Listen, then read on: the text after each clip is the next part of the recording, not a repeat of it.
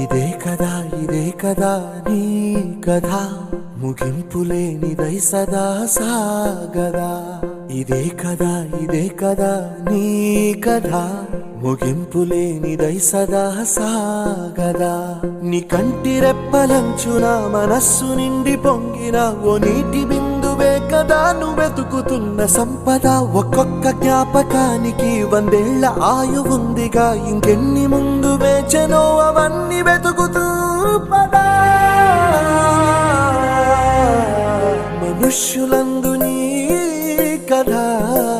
మహర్షిలాగా సాగదా మనుష్యులందు నీ కథ మహర్షిలాగా సాగదా